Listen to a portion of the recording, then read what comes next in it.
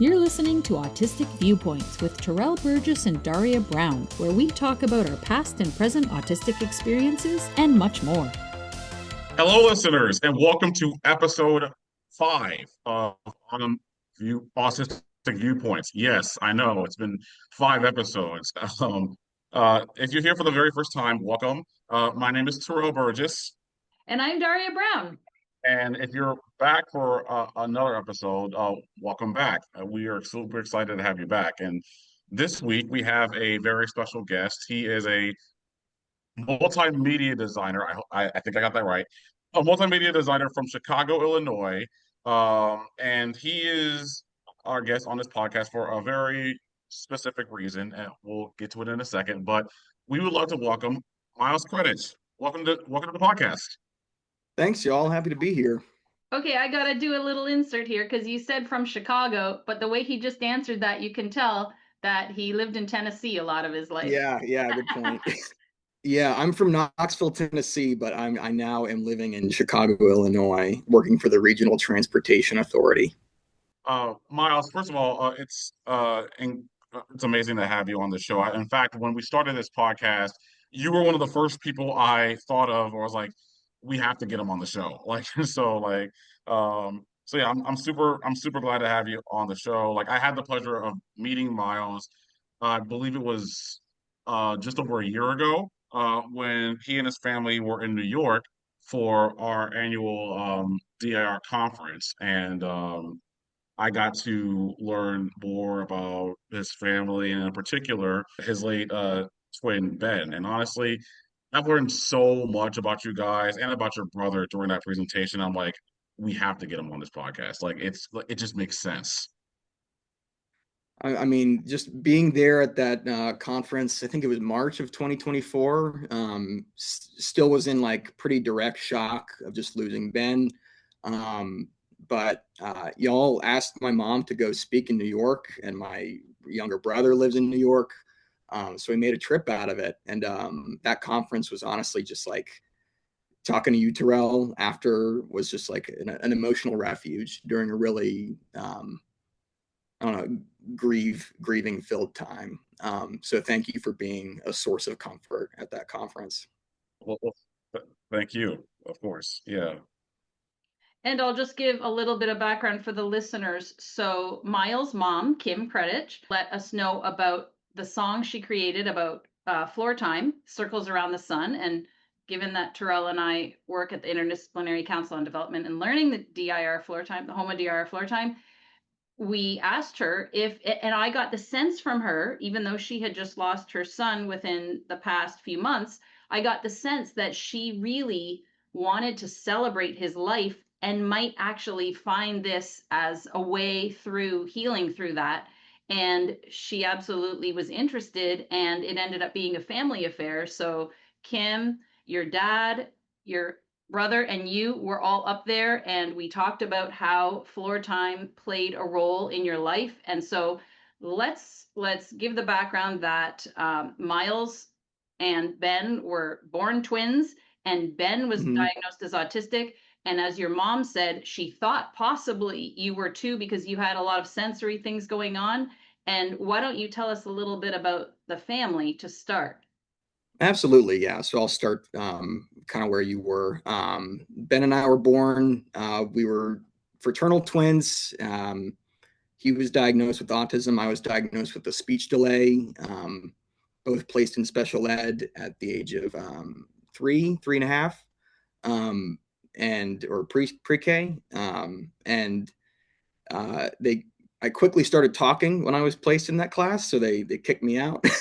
Since then, I think my mom really saw that the twins learn better when they're together. They do much better when they're together. And of course, we were connected in the womb. So whatever his sensory needs were, I was somewhat connected to that.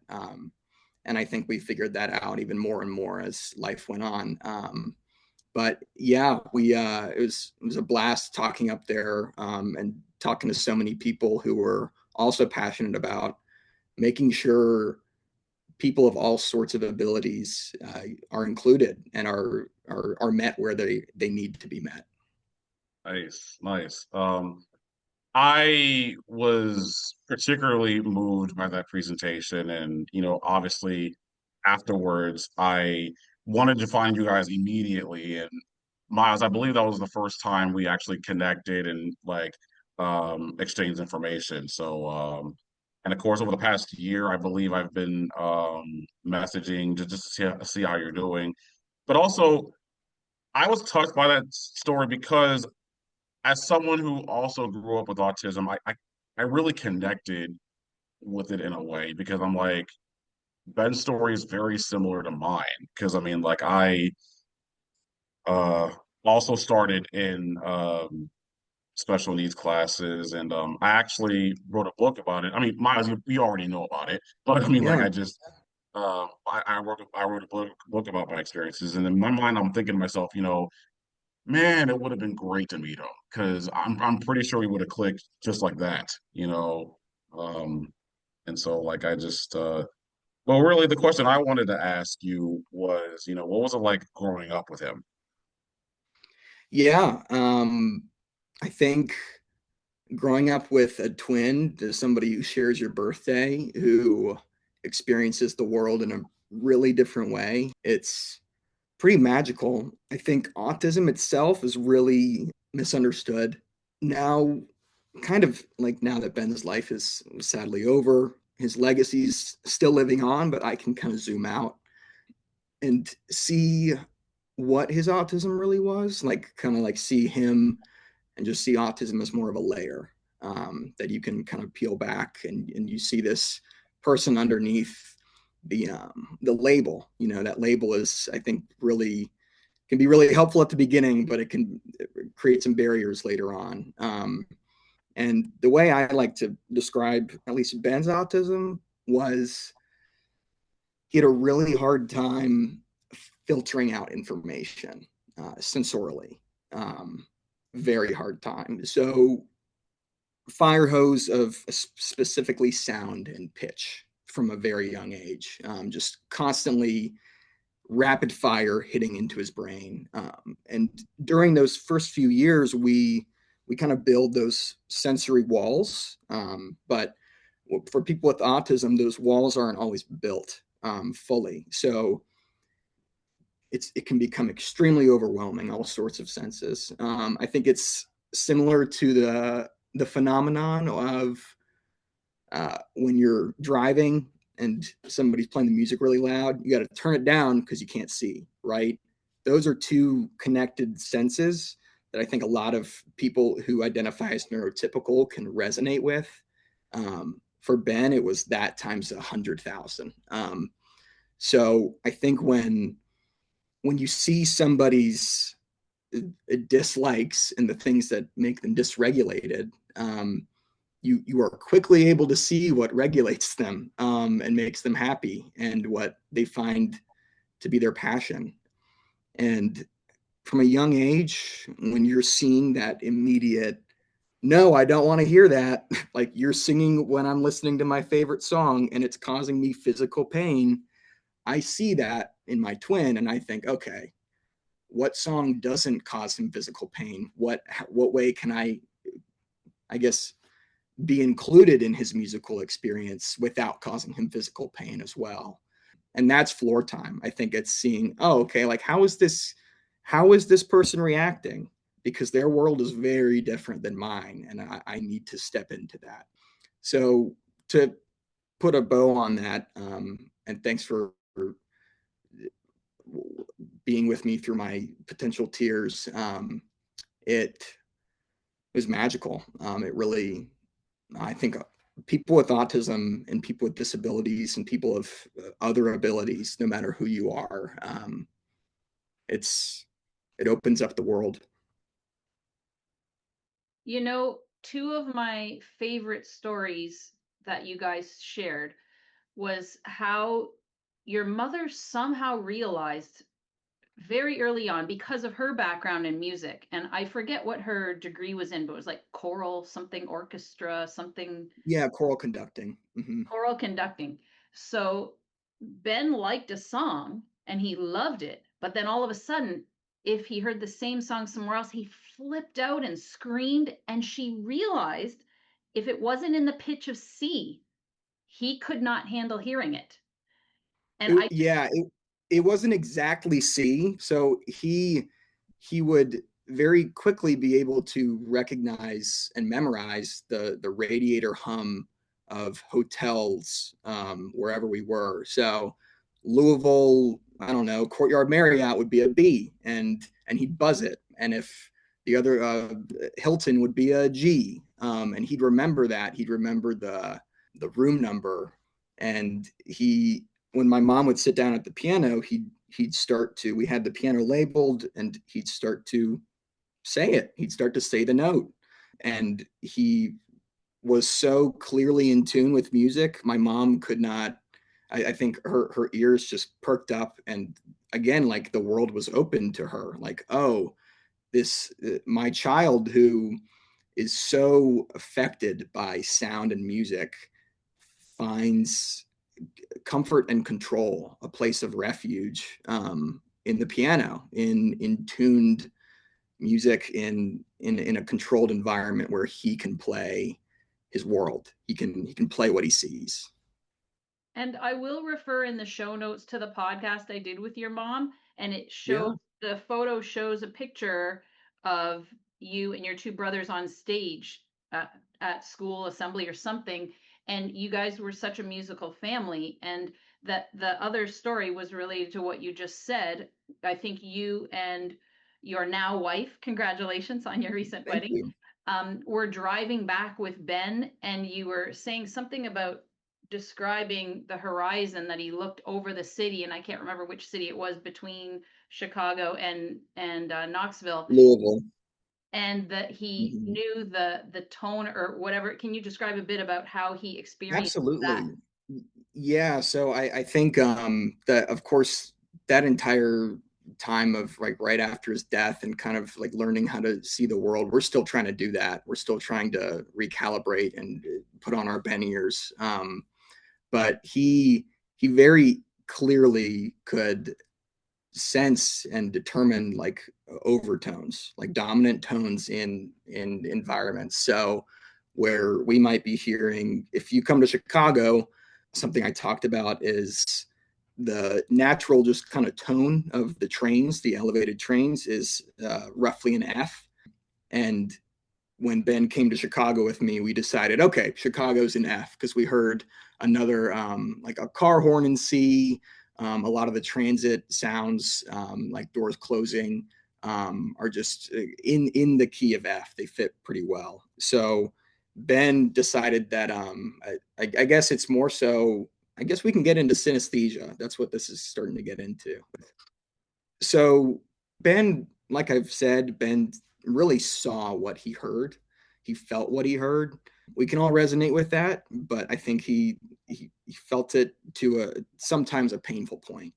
And I sidebar, when I was 12 or 13, I was driving home with my dad from a practice, a swim practice, and was looking at street signs in our neighborhood. And I, for some reason, just thought to say, I think like Kenilworth is like purple and Oakhurst is orange, and I don't know, like Escagna is green.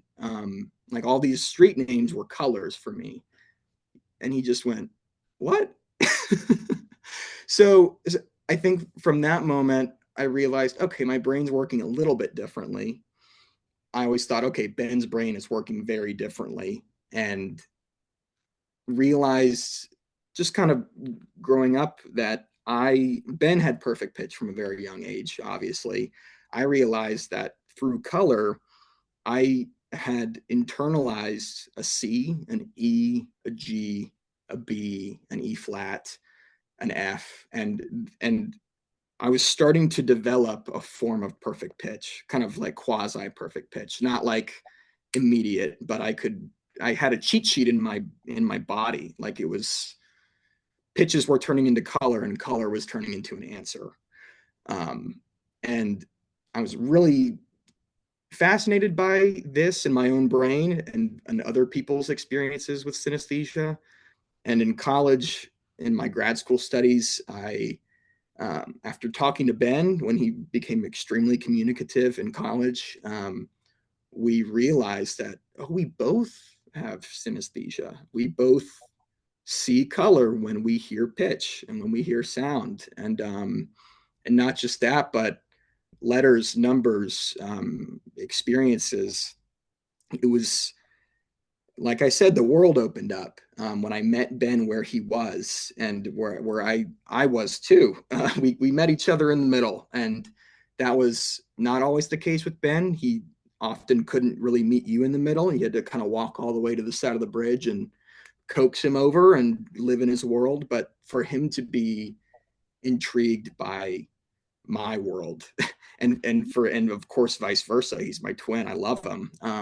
But for him to have the interest in my world that he had was game changing.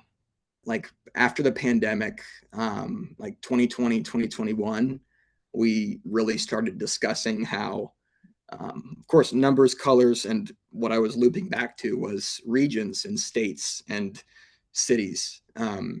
So Ben really, he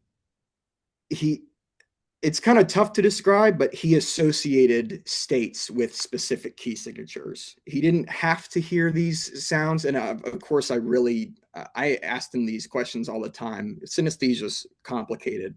Everybody's perception is complicated. He said, I can hear songs in certain states in all sorts of keys, but the way my brain associates them is Kentucky is an F.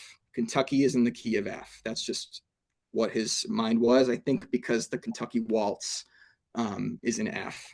And then the Tennessee Waltz is in C major. So I think that's why he was, okay, like C is C major, that's Tennessee. So he started really connecting all these things in his head. And then we started figuring out, okay, well, if Kentucky's an F major, then what color is Kentucky for you? And we just dive into that. And again, floor time, like when you are vulnerable enough to share your perspective, and you're vulnerable enough to open up and allow that person to share their perspective with no judgment, and only curiosity, then you create amazing things. And we did. And you can only do that with someone you feel safe with, and who's safer to feel with than your twin. I am Exactly. going to try and find for the show notes a documentary by the BBC on synesthesia that I saw a number of years ago. That's really fascinating. And I have a very good friend who's synesthetic, and he had described this experiences to me like you did years ago, like in the 90s, and only now thinks he's probably autistic, but it was never associated at the time. But just having that experience of reading, and certain letters are pink, certain letters are blue, certain letter, like just, and he's a musician as well, and all of that together. And I know in the documentary from the BBC, it described different types of synesthesia with different senses, and it's just fascinating and gives you so many more strengths that I imagine must be really helpful in your job doing multimedia design.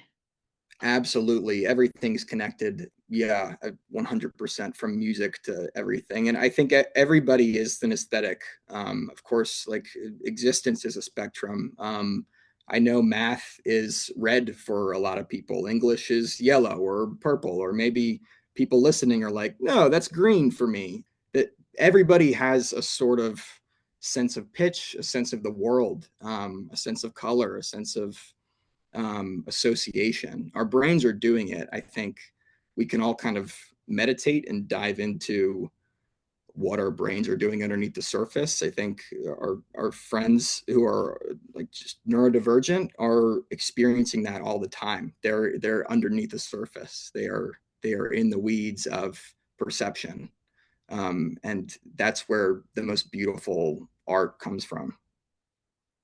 So I do have some, I mean, like, so Miles, when I wrote the book, when I wrote my book, there was a term that I experienced, that I said quite a bit, called echolalia, which is having a tendency to repeat yourself. And, me personally, I've had that trait my entire time. I don't know if Ben had that trait growing up, but oh, he did. He did. Okay, so maybe that's why I related so much because um, but not only that, as an autistic individual, we're also very passionate about certain things. Like for example, I'm a huge sports fan, obviously. What else did he have a passion for? Because from what I heard, he also swam. He probably swam better than I did, that's for sure. Ben loved the water. I don't think he loved competing as much as he loved just floating. He really felt harmony with the water, especially you can dive down and you can really be in your own perceptive world. Anybody can go to the deep end and feel that level of peace and all that compression around you. I think that's what he really loved more than doing like 3 100s freestyle, but yeah, he loved to be at the pool more than I think he loved to swim. He loved to be at the pool with his dad because that's where our dad works. So he got to go see dad every single day, especially in college and later on.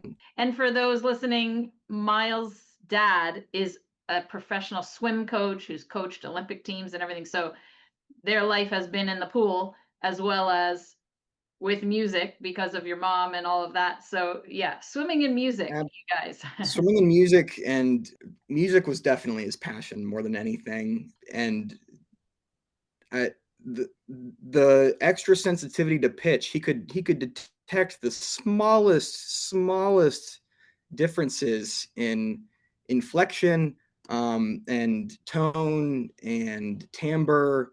So if you said something, he needed you to say it again often. But we can't replicate what we're saying perfectly over and over. But he had the ear for it, so meltdowns would ensue very often, and we'd have to figure out a way to get him out of that negative, like kind of sound loop. That's what we called them, because there's truly just a loop, and he'd be looking for an answer, but we wouldn't be able to give it to him. And there was a moment where he was in the middle of a really, really big meltdown, and I was alone at home with him. And I just remember thinking, okay, like what he needs something to distract him because he needed something, but he didn't know what. And he just needed to be regulated. So we got the iPad out and pulled out the GarageBand app, and the amount of control that he had with the GarageBand app just like snapped him out of it almost immediately because he could control his environment. His environment was out of control. My tone was getting more frustrated, right? His tone was getting more frustrated, and he could sense that. So it's just this endless feedback loop. So you have to interrupt it at some point. And why not interrupt it with the opposite? Instead of being tortured by pitch, be enamored by it. And I think that was the moment it really changed for me as a brother, realizing that he's a creative individual. If put in the right environment, he will flourish. He just needs that accommodation. He needs to be given the tools that make him feel better, that make him love the world, that make him as curious as we all are. And those sensitivities, we all have them. Some of us are like, I don't like sports. So you don't play sports. You go do something else. I think with Ben, it was like viewing it a little bit more on a micro scale. Like I don't like music in that way, but I love it in this way. We all try to find that in the world. We find our passions through learning what we don't really enjoy, what kind of is abrasive to our personal space. And yeah, the echolalia, and I think it was a path to his passions. Honestly, it was a really and at times it was you could tell he was really frustrated with his own echolalia. He didn't want to be controlled by just these urges to need us to say these things, just like these sound needs, these sonic needs, but he knew his body needed them. There is a reason why I connected with that presentation so much. So I was like, Ben was literally me, like Yeah. literally me, like growing up. It just you saying all that just brought. I was like, oh yeah, yeah, I definitely did that when I was younger. Like I I mean, was like, I think now that brings me so much comfort, honestly, because it's not just our family; it's a universal experience, and autism is very misunderstood. People view it as like, I don't know, they view it as they view it, and I think the way we just described it, and we're describing it right now, is every single person deserves to be presumed competent. Everybody is intelligent. Everybody is here, and not everybody's body and brain works the same, but everybody's soul is there. And I think when we realize, okay, like we're that that person isn't different from me. Their brain is and body are just different in the way that my brain and body is different from my brother's. I think when you're a twin with somebody with autism in the way Ben had it, you can't help but view life that way. I would always say, autistic individuals are way smarter than you think. In fact, they may even be smarter than you. He probably has said some things that make more sense than you did, And Oh my so like I gosh. just Yeah. Yeah. The yeah. way I think like I said at the beginning of the podcast, the label of autism becomes very quickly all encompassing to society. But to the families that it that are experiencing it every day, it's not.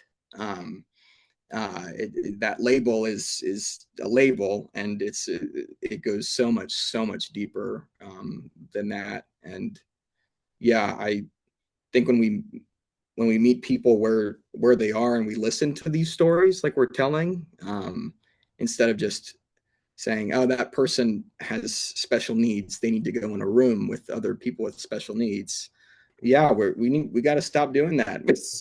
That like I think this podcast is an example of that magic of the world opens up when you listen to people with different perspectives, especially in the neurodivergent community. Yeah, I mean, I can Absolutely. relate to so many things you described about Ben in the way my own brain works, like needing to have certain things said in a certain way. If I hear something, I wanted it repeated back in the same way. And for him, it was a pitch thing. For me, it might be a memory thing or whatever it is. But just, the certain needs that we have that are labeled as rigidity by DSM-5 and other things.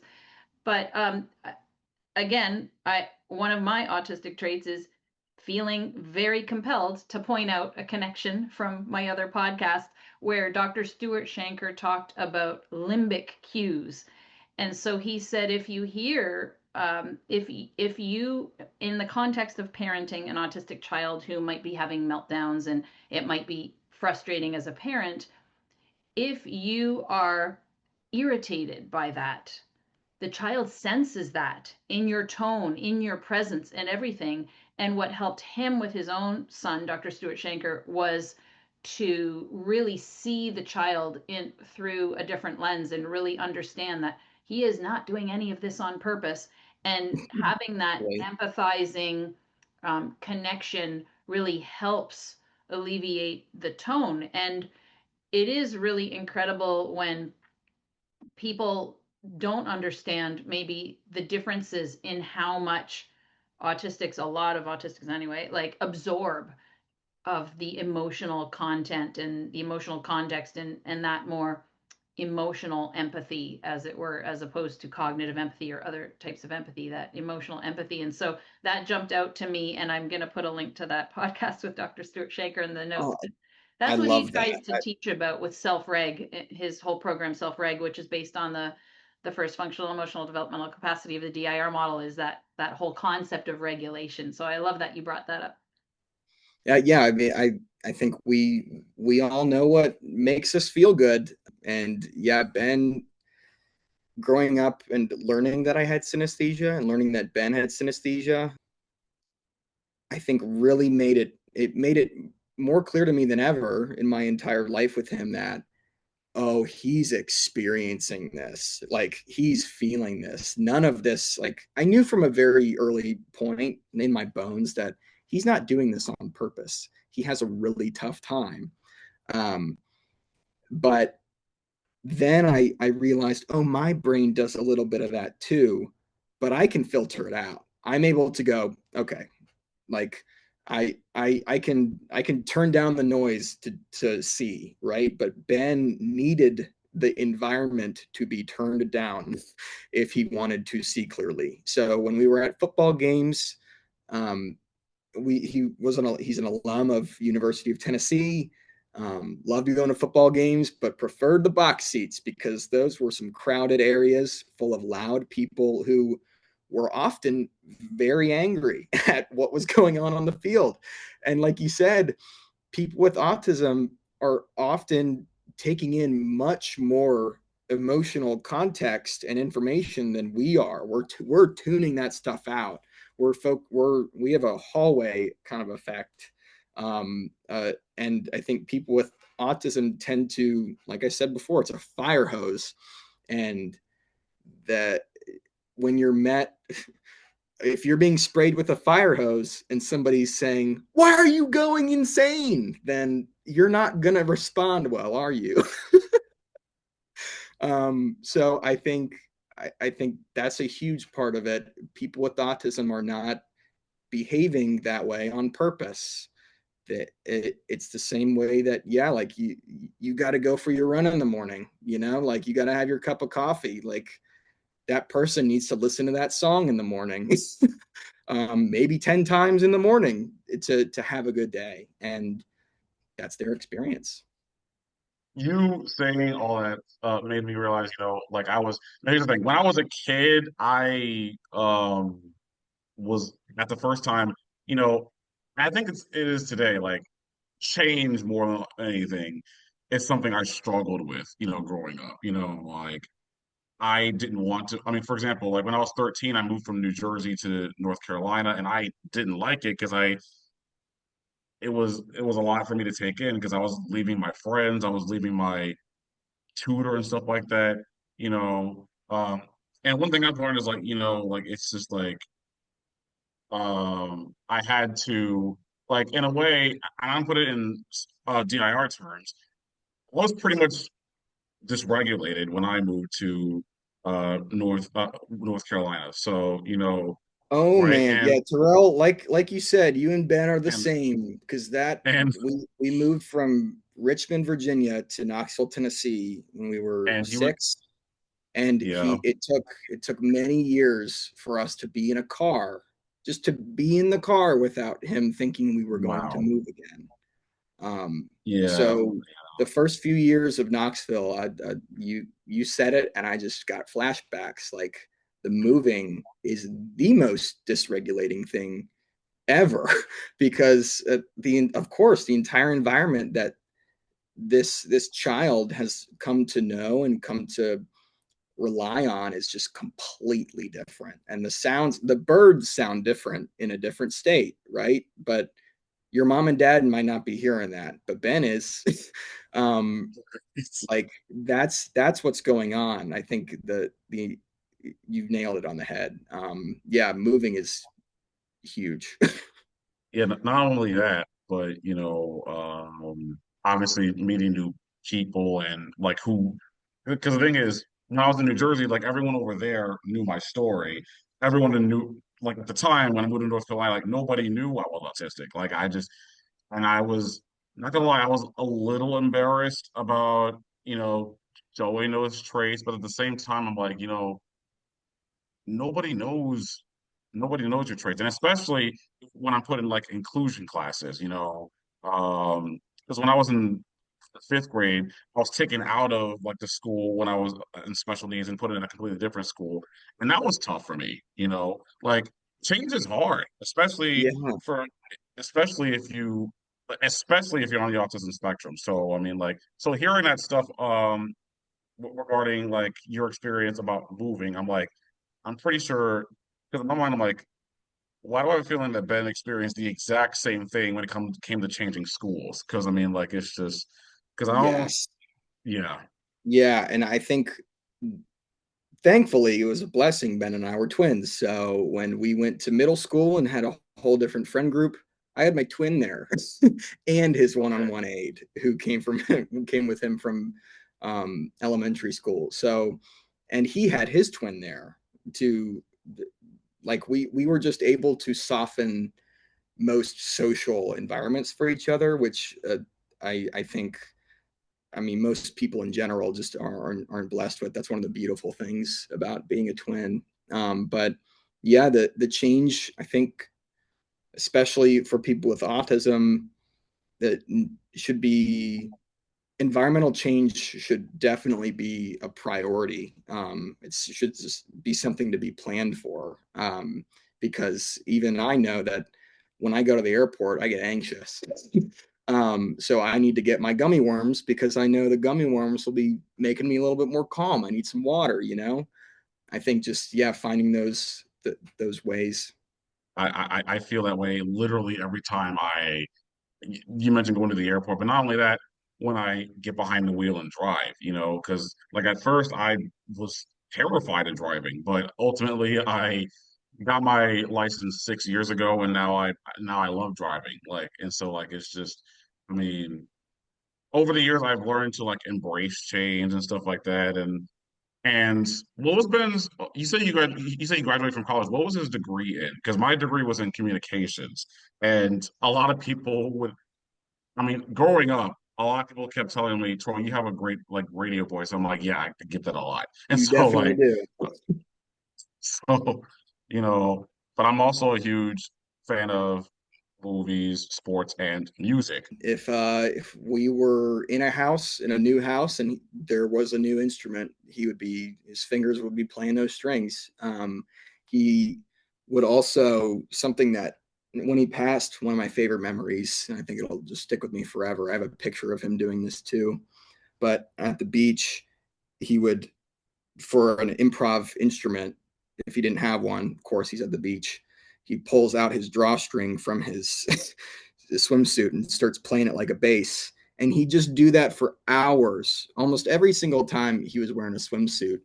Maybe even at school, he would just start playing his little shorts bass with his drawstring. But he played bass, he played piano, cello, guitar, dulcimer. He played everything under the sun. He majored. His degree was in music. Yeah. Okay, okay. Yeah, that explains everything. I only played the pianos and the drums, but it's been years since I played. But I guess the last thing well, not really last thing, but the next one I was going to ask you was, I would always say, when it comes to times of grief, like I always like to think about, the happy times and especially the funniest moments, and I'm pretty sure there were several, and I mean several funny moments that you had with Ben. But what was the one or like two that really stuck out for you? I think the one that my dad and I were just talking about it. We'd be at swim meets all the time, all the time. Of course, like going to an NCAA championship. One of them, we were really young. We were in Austin, Texas, and we were sitting in the stands, sitting in the crowd. I don't know how old we were, but I just remember realizing my mom and dad were going, "Where's Ben? Where's Ben? Where's Ben?" And yeah, like I think every parent can knows that feeling, but I think people who are parents of kids with autism know it even more because uh, we had to put Ben in the bright orange shirt, or if we went to an orange Tennessee game, we put him in a bright green shirt so we didn't lose him, you know. um, so when we lost him in Austin, we were looking around, and then we look up at the skybox in the corner, and we see this little Ben on the microphone,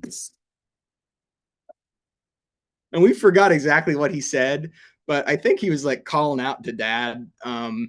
and we were just dying laughing. The entire team was just like on their knees, just like crying. Just one of the best moments. Like, okay, that's like just a beautiful autism moment. Because yeah, like if I did that, it'd be a different story. But yeah, Ben was absolutely curious and was just living his life and exploring where he was required to be for a few hours that day. So yeah, that's one of my Man, favorite memories. yeah, I just, I know I've said this so many times before, but I'll say it again. Man, I wish I would have met your brother because Dude, I mean, we, you're meeting him now. Every time we talk, you're meeting him. we definitely would have clicked just like that. I mean, like it was just, I was like, man, wish I would have met your brother because, Well, man, I don't like, know how open you are to dream worlds, but if you're dreaming tonight, keep your eyes open. He likes to peek in mine. okay, okay, I absolutely love that. I Yeah. love that. It must mean so much when you wake up and have that with you. It means a lot. It means I want to go back to bed usually, but yeah, it lets me go through the day a little smoother, for sure. Do you find that you have some perspective that's a little different now? Like you mentioned, seeing Ben's life, and your mother mentioned it like as a globe, a complete circle, in Yeah. whatever way you see it. Do you find that you have new insights about autism, or when you come across autistic people in your world, and or even just walking down the street or whatever, like, do you have some kind of different perceptions since Ben's passing, that you've kind of, you kind of summarize things in your mind when you have such a tragic event happen? Yeah. I really think I don't really think I view the world much differently, honestly. Every time I see somebody who needs some sort of help or experiences the world in a different way, it's just a lot easier now. I mean, it was hard, especially the first year, because I grew up kind of being sculpted into this, like into this role just by environmental factors. Like when your twin has a disability, you you develop these traits, and now I don't know. I think I see him more in people than I used to. I think you said it a lot earlier when you were saying that everybody is unique, and taking that label off and just seeing individuals for who they are and respecting everybody's competence and experiences. And I loved the way you worded that. I can't imagine what your family's been through, but I also love the way your family has embraced and focused on these wonderful memories and aspects of who Ben was and what he brought to your lives and what he continues to bring every day. And even doing podcasts like this where you get to talk about him, just remembering the joy that he brought into so many people's lives. And I wish everybody could see the presentation that your family gave at ICDL's conference, but I will put links to the website where you have all of the video from the funeral Mm-hmm. that really talked about his life a lot and showed different things. Can you describe what's on your hat? Because I know that's very significant too. Yes. So this is a keyboard. It's flipped around, I think. I'm not sure how the perspective will work, but it's a simplified piano keyboard. All 12 keys on the bottom are the white ones, on the top are the normally black ones. And Ben and I documented our tone color synesthesia in college. Um, and this is how we did it. This was kind of like the template, the map. So C over here, B over here.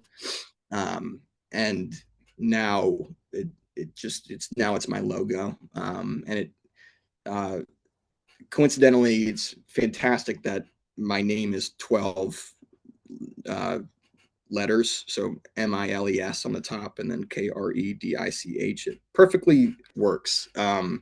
So it's a piano that I made with my twin brother, and now it's the logo I kind of represent my art with. And yeah, I'm just really happy to have been able to make so much with Ben. You know what? There's one saying that I live by. It's called "Embrace your uniqueness," and and there's no doubt in my mind that he definitely embraced his to the very end. And so, and I'm glad that you guys are keeping his memory alive because ever since that presentation, I've been. And I'm also one of those people that likes to check in every now and then. And so that's why I immediately, reached out just to see how you're doing, but also leading up to this day, And so Thank you, it's Turrell. just, I really appreciate it. of It's meant the course, world. of course, of course. And Daria, I also was able to, I also reconnected with uh, Miles's father as well. Yeah, and I think reach out to Coleman too. Yeah, I think all Kredich family members, when given the opportunity to talk about Ben, were loving to. So yeah, I Yes, absolutely so love your mom too. We connected right away and I still keep in touch with her, and I know she's super busy, so it's not often that we're chatting a lot as much as I'd love to. Maybe if we lived closer, it would be a different story, but just her energy and strength through everything and allowing herself to grieve too has been such a good role model for the rest of you too. I do want to say this. I'm pretty sure your mom and my mom would get along just fine because I believe I'm it. pretty sure I'm pretty sure each of them have their own stories about their autistic sons. In fact, my mom probably has stories that she does that I don't even remember. Yeah, I'm dead serious. She probably has some serious stories that I probably completely forgot about. So, it's just, I bet they'd love to catch up on some coffee or something. Yeah, I bet the stories would flow. yeah. And just So, what wonderful support systems Ben and Turrell you both had, which is amazing too. And if only, all the schools and other places that aren't as neurodiversity affirming could learn from these kinds of examples and make the world easier. And the best example, I mean, maybe it's not the best, but the one that I find most the best, I don't know if it's a metaphor or whatever, is like Turrell, take off our glasses. Imagine if we had to go through life like this all the time. well, I It's can't see hard. without my glasses. It's So, hard. Yet, it's yeah. very normal to have accommodations and wear glasses. So, Exactly. what's the difference between that and providing other accommodations, environmental and other, for autistic kids? And so, I heard that one early on in learning about autism, and it definitely, I think, makes the most sense for the most people to relate with. Completely agree. Well, we just both want to thank you so much, Miles, for coming on our podcast and giving us some more autistic viewpoints and experience with your wonderful brother. Thank you for hosting this and allowing me to talk about Ben. It's just been it's always healing. We wanted to wrap up with our episodical, is that a word? Dedication to Kasheena, who was also at the conference where you guys were. Today, the day that this is released, would have been her birthday. I think Turrell knows which birthday, 43rd? 23rd, yes. Yes, and we lost Kasheena last December, so we don't want to make everybody too sad with this podcast episode, but both Kasheena and Ben brought so much light and amazing energy into this world that lives on, and we just thought, what a nice day to release the podcast on Kasheena's birthday.